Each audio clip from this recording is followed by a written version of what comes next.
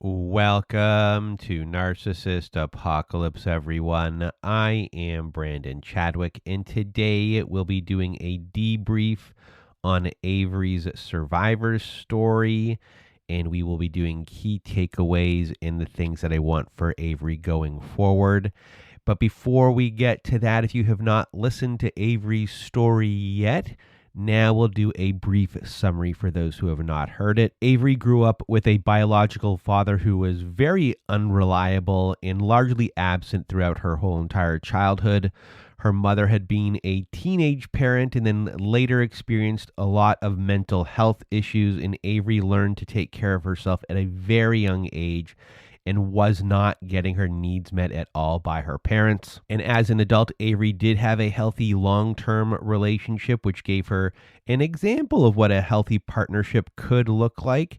And then after that relationship ended, she took time for herself away from dating and just tried to make sure that she was really emotionally prepared before beginning another relationship.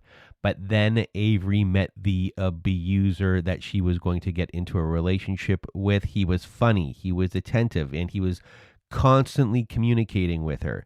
He presented himself as someone who had been hurt and wanted love, wanted a family, and wanted stability. And he said that they were soulmates and appeared really interested in everything that mattered to Avery. And that was a huge hook. And with that hook in, that's when actions and words stopped matching. There were triangulating exes, calling them unstable, but still talking with them and engaging with them. And then other incidents began, retrieving a bat from his car and attacking people. And this is very frightening. And it's also showing Avery that he's capable of doing very violent things. And when she's afraid of this and says something about this, he then promises that he'll never do something like that again to smooth it all over. And then after they moved in together and had a daughter, this is when the financial abuse began. Avery took care of the finances, all household things, and parenting as well. And when trying to discuss these things, Avery got trapped in circular conversations, word salad conversations, and these conversations became so circular that Avery would end up crying and unable to remember what the original disagreements had been about. And then eventually Avery does discover affairs, and she repeatedly tried to save this relationship through couples therapy, but the changes discussed never lasted. And after one separation, Avery agreed to try again while they lived in separate homes. And that physical distance that happened there allowed her to experience what a calm home felt like when the abuser was absent. And when he returned for family dinners, that's when this tension returned and it all came with him. So Avery really began working with her therapist on an exit plan and eventually did end the relationship for good. The abuse at that point then moves into custody, court, police involvement, workplace complaints. The situation here escalated when he chased Avery's car through two towns and attempted to force her off the road and punched her vehicle while their daughter was inside. And eventually, Avery does receive sole and legal custody, physical custody of their child. And that is when she moved into the healing process in the aftermath of everything. So that is the summary of Avery's story. And now we'll get into the key takeaways from Avery's story. So key takeaway number one is the soulmate language created a false sense of trust. And we've heard this on our show a lot.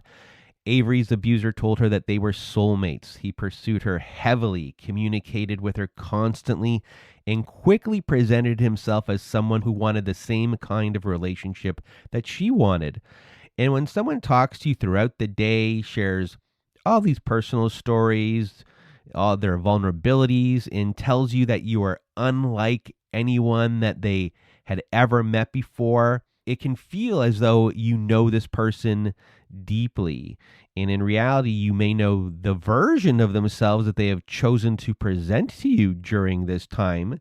But this soulmate language that is going on here, saying that we're soulmates, if this relationship is being framed as fate, then slowing something down here can feel like you're resisting, pushing back against something that now you're being told is something special.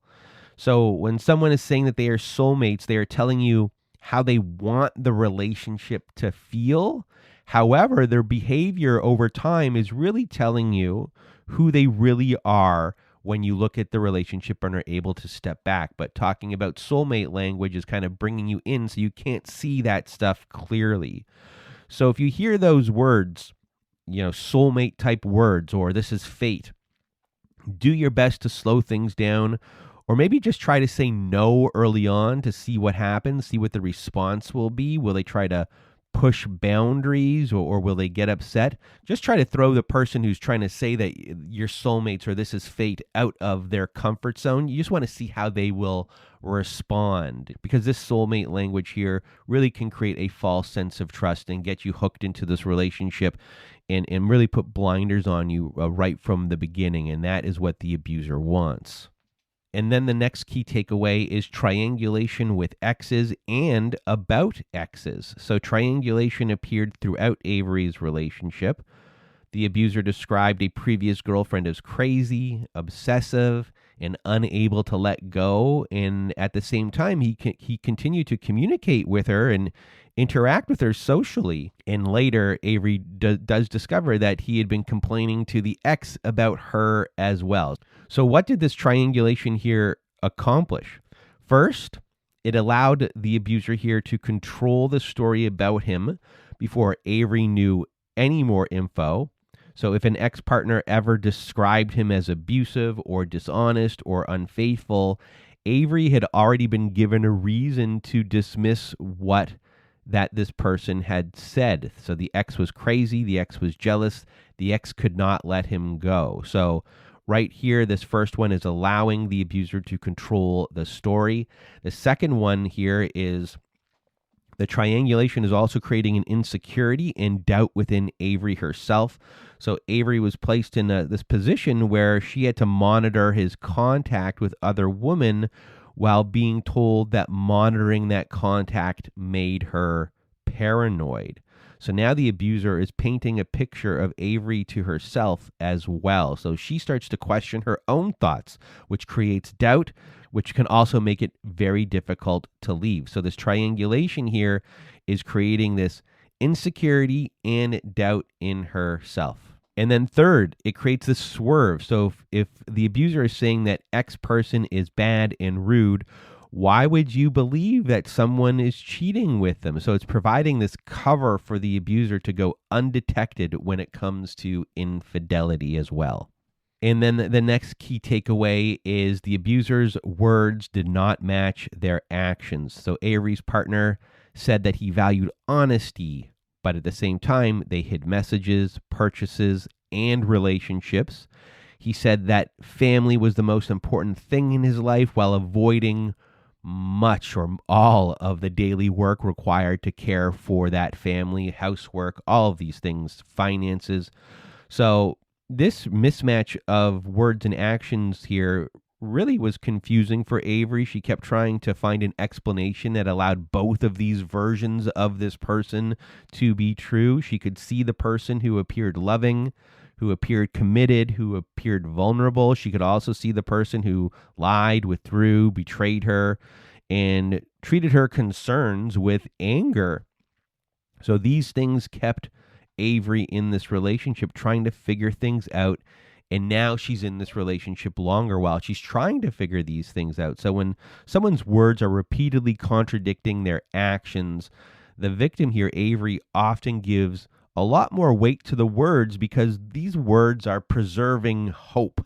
There's a promise of this future that you thought you had, that these words are creating a possible future that can continue. So there's this hope that is going on. But in cases like this, you need a lot of time to see these patterns forming. These words not matching actions, this behavior is not a one-off. You need to wait for it to really become a pattern. And eventually, Avery did see this, and there is no shame in staying longer because this is very confusing when abusers do this. and make these promises of change over and over and use this positive language, this hopeful language, you're going to stay in the relationship longer. So there's no shame in staying when you're not figuring out the words matching to actions over a period of time, because it takes a while for these patterns to actually form. And then the next key takeaway we have is using communication, emotion, and concerns as an attack against you. So Avery eventually found herself in this position where every method of communication could be used against her. When she was angry, the anger was described as being abusive. When she cried, the crying was treated as you're being dramatic. And when she was carefully controlling her voice, she was criticized for being monotone. And pointing out noticeable changes in his behavior was also used as evidence that she was being paranoid. She could see that something had shifted. He might be less affectionate or more secretive or more attached to his phone. So when Avery noticed these differences, the observation here was treated as if something was wrong with her. And this is where the kernels of truth can be wrapped in a lie. Avery did become emotional during some conversations. The lie was that her emotions caused the original behavior or erases the validity of what she had discovered. So Avery did sometimes yell or throw the engagement ring that she was given, search devices, or react in ways that she later felt ashamed of. But the lie was that these reactions occurred without any context and proved that she was the abusive person. And this is just not true. This is the kernel of truth that is wrapped in a lie. There is context to what happened, and this person is painting the picture. The abuser here is painting the picture that there is no context at all. So the kernel of truth makes the abuser's accusation more convincing. Avery recognized parts of herself inside what he was saying. She knew she was watching him carefully. She knew she was angry. She knew she did not always respond as calmly as she wanted. But the abuser made it so that she believed that her reactions were the main problem. And a reaction can be imperfect, while the concern behind everything still remains 100% valid. The abuser is trying to tell you that no, that is not true. But 100%, that is what the abuser is trying to do. They're trying to take your reaction and then make your complaint, your concern, invalid. And that is what they are trying to do. They're trying to focus on the reaction so the abuser avoids addressing what Avery and what victims are reacting to. And I know many of you out there are dealing with this, and it's very confusing and crazy making, and you are not crazy, and I want you to remember that. And then the next key takeaway is apologies can restart the relationship without changing behavior. And Avery's partner apologized many times. He apologized after a violent incident. He promised that it would never happen again. He apologized after betrayals and agreed to go to therapy. And when the relationship was ending, he talked about how much his family meant to him and how badly he wanted to make things work. And these apologies create hope. They suggest that he understood the harm and that he was really prepared to change. But once the immediate danger of Avery leaving passes, that is when these old behaviors return. So an apology here really can function as a reset button. It calms the current crisis that is going on, keeps the victim, invested in everything without actually having to make any sort of changes so this relationship can last longer. And that is what it did. It kept Avery in this relationship longer, and I'm sure for many of you out there as well. And then the last thing on our list for key takeaways is distance helped Avery see who was creating the tension. So after one separation, Avery and the abuser attempted to repair the relationship while living in different homes. And that distance there really helped Avery see when the abuser was in the house and when they weren't in the house, how the house felt calm and when it didn't feel calm. So when this abuser returned for family dinners, the atmosphere changed. He complained about the dogs. He complained about the temperature. His aura and demeanor had anger and tension attached to it. Nothing was easy when they were in the house. And Avery here could now finally compare these two environments together. So when this abuser lived inside the home every day, she was repeatedly told that she was negative and angry and impossible to please. But now she could see that it was not her at all. So distance here can really interrupt this constant messaging of an abusive relationship. It gives the victim space to notice how they think, how they feel, how they function when the other person is not present. So for Avery, she got that distance when she was in this house by herself. She got to feel what it was like, that there was no tension going on at all. She got to feel her own feelings. She got to function how she wanted to function. She got to enjoy this space without this person. And this distance gave her enough clarity to really stop believing that she was responsible for the atmosphere inside the house that the abuser was creating. Because when he got back in, it all returned. So she could see the difference. So getting space like this is important for abuse survivors or abuse victims to really get some sense of clarity by doing something like this. And this gave Avery enough information here to really stay away for good. And I hope you out there can do something like that as well, and to do it safely. So those were our key takeaways for Avery's story. And now the thing that I want for Avery going forward, I want Avery to just release the shame connected to staying and returning. And this is big for everyone. Avery tried to leave more than once. She returned because she was trauma bonded and she was grieving the family she believed she had built, and was still hoping that these promises that the abuser was making were going to be real. And I want Avery to release all of that. She was tricked by this person in so many ways, and this had nothing to do with her. She was being manipulated, and I want her to throw that shame away. It's not hers to carry at all. And for those of you who are dealing with shame in the relationship in the same way, it's not yours to carry as well. It's what the abuser wants. They want you to carry their shame. The more you do, the more they can control you and keep you in the relationship. So I want to remind you all, it is not your shame to carry. It's theirs. And that's just how they want you to feel to keep you in this relationship. And I hope this debrief of Avery's story was helpful and insightful and validating for you. And if you want to be a guest on our Survivor Story episodes like Avery was, please do go to our website at narcissistapocalypse.com. Click on the guest form button, fill out the form, and we'll go from there. We also have a support group at our website where you can join. We have Zoom meetings on Wednesday nights, Thursday afternoons, and Saturday nights.